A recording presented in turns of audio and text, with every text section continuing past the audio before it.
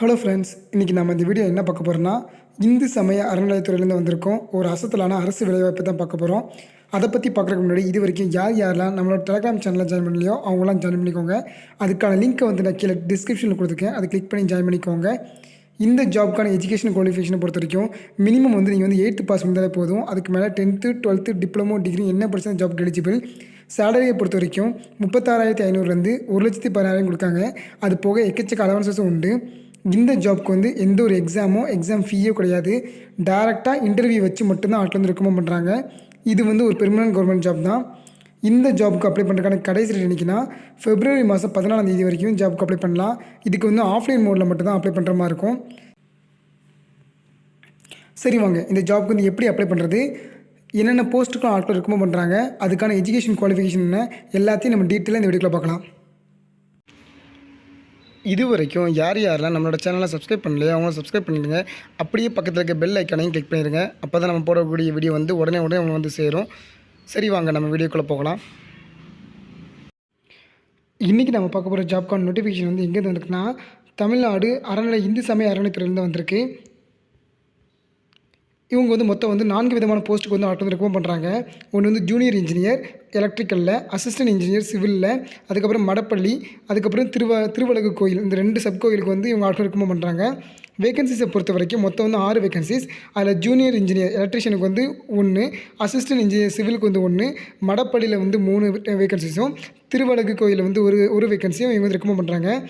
Education குவாலிஃபிகேஷனை பொறுத்த வரைக்கும் junior இன்ஜினியருக்கு வந்து டிப்ளமோ இன் எலக்ட்ரிக்கல் இன்ஜினியர் வந்து முடிச்சிருக்கணும். அதுக்கப்புறம் வந்து அசிஸ்டன்ட் இன்ஜினியர் சிவிலை பொறுத்த வரைக்கும் bachelor degree in civil engineering முடிச்சிருக்குன்னு சொல்லியிருக்காங்க. அதுக்கப்புறம் மடப்பள்ளி டெம்பிளுக்கான வேகன்சிஸை பொறுத்த வரைக்கும் நமக்கு வந்து கண்டிப்பாக வந்து தமிழ் எழுத படிக்க தெரிஞ்சுக்கணும். அது போக வந்து நமக்கு வந்து நெய்வேத்தியம் அதுக்கப்புறம் பிரசாதம் வந்து ரெடி பண்ண தெரிஞ்சுக்கணும். அதுவே திருவலகு சப்கோயிலை பொறுத்த வரைக்கும் நமக்கு வந்து தமிழில் எழுத படிக்க தெரிஞ்சால் மட்டுமே போதும்னு சொல்லியிருக்காங்க. ஏஜ் லிமிட்டை பொறுத்த வரைக்கும் மினிமம் வந்து 18 வயசு ஆகியிருக்கணும். மேக்ஸிமம் வந்து 45 வயசுக்குள்ள இருக்கவங்க வந்து நம்ம இந்த ஜாப்க்கு வந்து எலிஜிபிள்.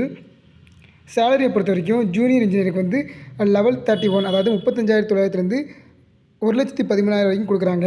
அதுவே அசிஸ்டன்ட் இன்ஜினியர் சிவிலுக்கு வந்து லெவல் 35, அதாவது 36,700லேருந்து 1,16,000 வரைக்கும் கொடுக்குறாங்க. அதுவே மடப்பள்ளிக்கு வந்து ஒரு போஸ்ட்டுக்கு மட்டும் 11,600லேருந்து 36,800 வரைக்கும் கொடுக்குறாங்க. அதுவே மடப்பள்ளியில் இருக்க அடுத்த மீதி இருக்க 2 போஸ்ட்டுக்கு வந்து 6,000 வந்து கொடுக்காங்க. அது போக திருவலகு கோயிலுக்கு வந்து 6,000 ரூபா சேலரி கொடுக்காங்க. செலெக்ஷன் ப்ராசஸை பொறுத்த வரைக்கும் வெறுமனே டேரெக்டாக இன்டர்வியூ வச்சு மட்டும்தான் ஆட்கள் ரெக்கமெண்ட் பண்ணுறாங்க. இதுக்கு வந்து எந்த ஒரு எக்ஸாம் ஃபீயும் கிடையாது. டேரெக்டாக இன்டர்வியூ மட்டும்தான் வைக்காங்க. அதுக்கப்புறம் வந்து டாக்குமெண்ட் வெரிஃபிகேஷன் இருக்குது. இந்த ஜாப்க்கு அப்ளை பண்ணுறதுக்கான டேட் வந்து என்றைக்கு ஸ்டார்ட் ஆகுதுன்னா, ஜனவரி மாதம் 16ஆம் தேதியில் நம்ம அப்ளை பண்ணலாம். என்றைக்கு வந்து அப்ளை பண்ணுற கடைசி டேட்னா February மாதம் 14ஆம் தேதிக்கு இந்த ஜாப்க்கு நம்ம அப்ளை பண்ணுற மாதிரி இருக்கும். இந்த ஜாப்க்கு அப்ளை பண்ணுறதுக்கான அஃபிஷியல் அப்ளை லிங்க்ஸை வந்து நான் கீழே டிஸ்கிரிப்ஷனில் கொடுத்துருக்கேன். அதை கிளிக் பண்ணி நீங்கள் வந்து அப்ளை பண்ணிக்கலாம். இப்போ நம்ம பார்த்துட்ருக்கிறது வந்து மடப்பள்ளி, அதுக்கப்புறம் வந்து திருவலகுக்கான application form and notification form வந்து நம்ம பார்த்துட்ருக்கோம். இந்த நோட்டிஃபிகேஷன் அப்புறம் வந்து அப்ளிகேஷன் ஃபார்ம் வந்து நான் கீழே டிஸ்கிரிப்ஷன் லிங்க்கில் கொடுத்துருக்கேன். அதை கிளிக் பண்ணி நீங்கள் டேரெக்டாக டவுன்லோட் பண்ணி நீங்கள் வந்து அப்ளை பண்ணிக்கலாம். இதுக்கு மட்டும் இல்லாமல் ஜூனியர் இன்ஜினியருக்கும் சரி, அசிஸ்டன்ட் இன்ஜினியருக்கும் சரி, அதுக்கான லிங்க்ஸை நான் கீழே கொடுத்துருக்கேன். நீங்கள் வந்து டேரெக்டாக டவுன்லோட் பண்ணி நீங்கள் வந்து ஃபில் பண்ணுற மாதிரி தான் இருக்கும். இதுக்கான அப்ளிகேஷன் ஃபார்மை பொறுத்த வரைக்கும் அதில் வந்து ஃபஸ்ட்டு உங்களோட பாஸ்போர்ட் சைஸ் ஃபோட்டோ வந்து நீங்கள் பேஸ்ட் பண்ணுற மாதிரி இருக்கும். அதுக்கப்புறம் வந்து எந்த பதவிக்கு நீங்கள் வந்து அப்ளை பண்ணுறீங்களோ அந்த பதவியோட பேர் நீ போடுற மாதிரி இருக்கும். அதாவது ஜூனியர் இன்ஜினியர், அப்படி இல்லைனா அசிஸ்டன்ட் இன்ஜினியர், அப்படி இல்லைனா மடப்பள்ளி, இல்லைனா திருவலகு கோயில், அதுக்கான போஸ்ட்டை நீங்கள் வந்து போடுற மாதிரி இருக்கும். அதுக்கப்புறம் வந்து விண்ணப்பத்தாரோட பேர் வந்து கொடுக்கணும். அதுக்கப்புறம் தந்தை அப்படி இல்லைனா காப்பலரோட பேர் கேட்டிருக்காங்க. பிறந்த வயது கேட்டிருக்காங்க. அதுக்கான சான்றிதழோட நகலை வந்து நம்ம இதில் அட்டாச் பண்ணுற மாதிரி இருக்கும். அதுக்கப்புறம் தற்போதைய முகவரி கேட்டிருக்காங்க. அதுக்கப்புறம் வந்து மதம் மற்றும் இனம் கேட்டிருக்காங்க. அதுக்கான சான்றிதழ் நம்ம வந்து அட்டாச் பண்ணுற மாதிரி இருக்கும். கல்வி தகுதி என்னன்னு கேட்டிருக்காங்க. அதுக்கான நம்ம சர்டிஃபிகேட்டோட ஜெராக்ஸ் நம்ம இதெல்லாம் அட்டாச் பண்ணுற மாதிரி இருக்கும். ஏதாச்சும் எக்ஸ்பீரியன்ஸ் இருந்துச்சுன்னா அதை பற்றியும் கேட்டிருக்காங்க. அதுக்கான சர்டிஃபிகேட்ஸும் அட்டாச் பண்ணுற மாதிரி இருக்கும். இதில் கொடுக்குற அத்தனை சர்டிஃபிகேட்ஸுமே நம்ம ஜெராக்ஸ் மட்டும்தான் அட்டாச் பண்ணுற மாதிரி இருக்கும். அதுலேயும் வந்து நம்ம வந்து சைன் பண்ணி தான் நம்ம வந்து அட்டாச் பண்ணுற மாதிரி இருக்கும். அது போக சில நிபந்தனைகள் கொடுத்துருக்காங்க. அதை வந்து என்னன்னு சொல்லி நீங்கள் வந்து தெளிவாக வாசித்து பார்த்துக்கோங்க.